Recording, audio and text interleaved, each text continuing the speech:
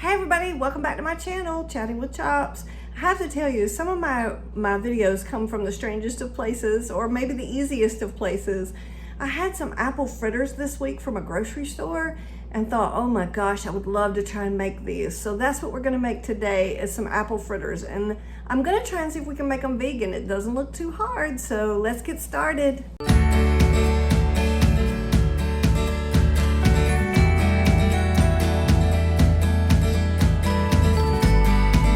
All right, so the absolute first thing we want to do is look at all the gorgeous ingredients that we have collected together. So the first thing that we want to do is, in a large bowl, we want to put our 1.5 cups all-purpose flour. So we're going to put that in there. And then we're going to put our sugar, which is 1/4 cup of granulated sugar. Put that in the bowl. Then we're going to put our 2 teaspoons of baking powder. Put that in there. And then we're going to put a sprinkling of salt in here. And since I don't really like to use salt in my recipes, I'm just going to put a little bit. And then we're going to put a heaping 2 teaspoons of ground cinnamon. My family really loves cinnamon, and I think it brings a beautiful taste to any recipe. Okay, and then we're just going to stir that up real quick and get it all put together.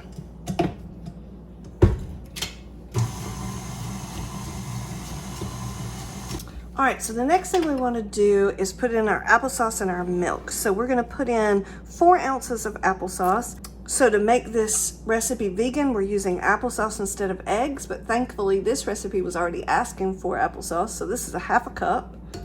So it just, some recipes lend themselves to being vegan so much easier than other recipes.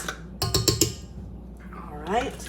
And then we're going to put in our milk. And of course I'm using vegan milk, and I'm using a little bit more milk. The recipe asked for 1/2 cup. I'm putting a smidge more in there because of the fact that I added so much more cinnamon, and I know that there's a little bit more flour in here. So I just want to make sure that I have all my wet ingredients balanced from my dry ingredients. All right, so I'm going to mix that in a little bit.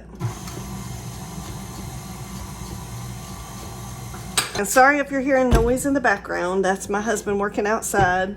So his tools sound kind of funny when they're in the background of my videos. So if it sounds strange, it's just he's using some power tool or something that's making all kinds of racket. I love it. Okay, so we've gotten every bit of our little batter mix off of there. All right. Now what I want to do is I'm going to stir this up just a little bit just to make sure that everything's mixed in good.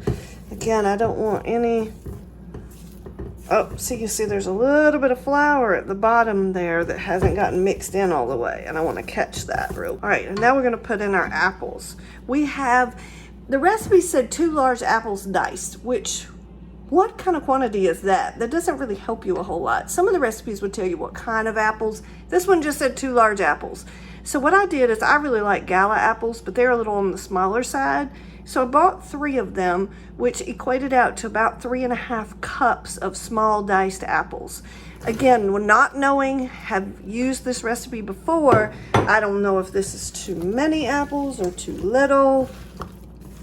I thought it was interesting that the apple fritter that I had at the grocery store said it was an apple fritter. It was posted, had a sticker on it, but I have to tell y'all, I never tasted any apples in the whole time I was eating the fritter.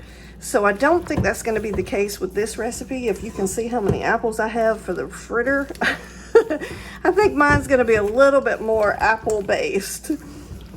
Okay.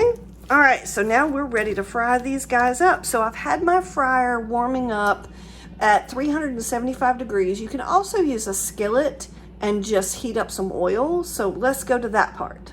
So we're just going to plop this in the oil and see what happens. All right, and I'm going to start my timer for 3 minutes because that's what the recipe said it should take for the first side. Okay, now we're going to try and turn it over so it can. There we go. And then we're going to let that cook for another 2 minutes. All right, now we're just going to take this out of the grease and set it on our prepared pan that I've got over here. I've got a nice grill pan on the top, and then I've got aluminum foil and then just a cookie sheet underneath, and we're just gonna scoop this out. And that looks lovely, and just put it on our pan to cool, and we're gonna go on to the next one. All right, so there they are. Now the recipe said they were supposed to make about 12. So we definitely have more than 12 here. I did try to make mine a little bit smaller though, because they weren't coming out as nice flat fritters.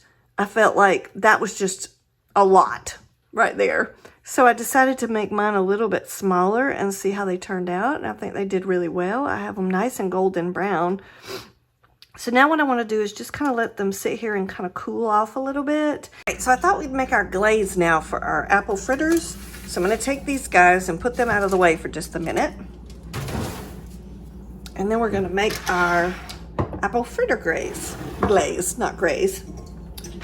Bring this closer so you guys can see everything. So the first thing we want to do is take 3 cups of our powdered sugar, put that in our mixing bowl, and then we're going to take 1/3 of a cup of our vegan milk, pour that in, and then we want to take a 1/2 teaspoon of vanilla extract. And I don't like using vanilla extract. There's nothing wrong with it, but I just prefer to use vanilla bean paste. So we have a 1/2 teaspoon, and I'm usually pretty heavy-handed with my vanilla bean paste, so don't be surprised if it's not a exact measurement, because I really like it the way it tastes. All right, now let's mix that all together and see what we end up with. We should have a nice beautiful glaze that we can put on our fritters. Let's hope for the best, right?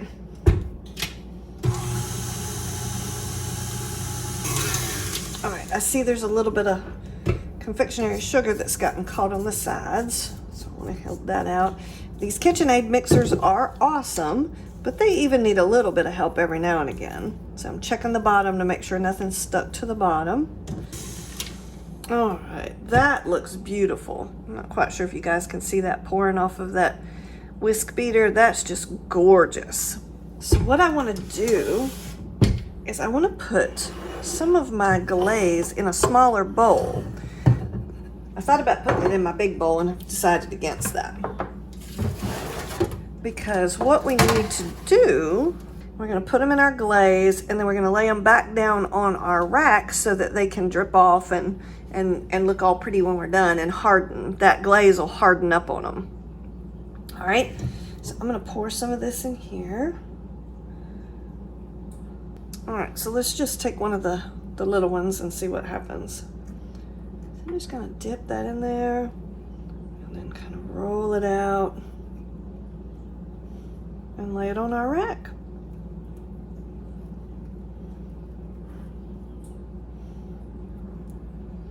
And keep doing that until we've done all of them. And you might get a few little bits and pieces that have come off of them in your glaze, but that's gonna be fine.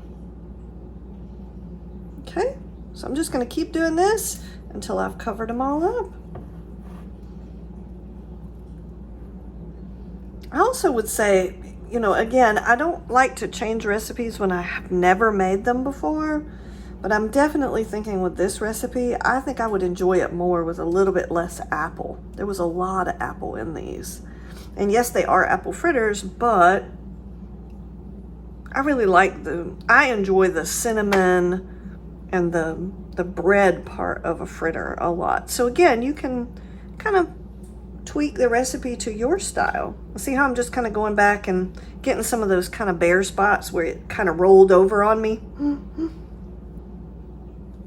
Now you can definitely see, I'll do a close-up, but you can see why I've done the rack up underneath. There's tons of, like a little bit of oil from when I cooked them, and then there's tons of glaze that's just pouring off of them, which is fine. You don't want the glaze to be like icing thick. It's a glaze. It's supposed to be a nice thin layer. You can make these and leave this glaze completely off if you want to keep them on the healthier, low-calorie side of the fritters. I mean, you saw the ingredients. We could have lessened some of the sugar that was on them. I mean, there's definitely healthier ways that we could have You know, like I said, leave the glaze off. All that confectionery sugar does have a lot of calories in it, so you could have left that off and made it a lower calorie snack. Could have tried making them even smaller, and that way they would have been more kind of a bite size. That always helps with lower calorie. Like I said, they are vegan, so that makes them great for our little vegans out there. Those of us who have loved ones, my beautiful vegan would enjoy these very much. All right, so there we have it. I'm sorry that the bottom pan is showing some of that grease, so it's not as pretty as I would like, but of course I'll make a beautiful thumbnail for you guys. But there you go. There's our beautiful apple fritters. I hope you like this video. Please smash that like button and subscribe, and I will keep making beautiful bakes for you, and I will catch you on the next bake.